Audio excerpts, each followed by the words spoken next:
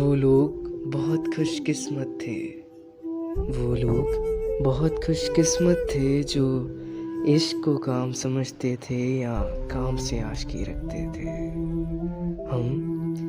हम जीते जी मसरूफ रहे, कुछ इश्क किया कुछ काम किया। काम इश्क के आड़े आता रहा और इश्क से काम उलझता रहा। काम इश्क के आड़े आता रहा और इश्क से काम उलझता रहा। फिर आखिर तंग आकर हमने दोनों ही को अधूरा छोड़ दिया। कुछ इश्क किया कुछ काम किया।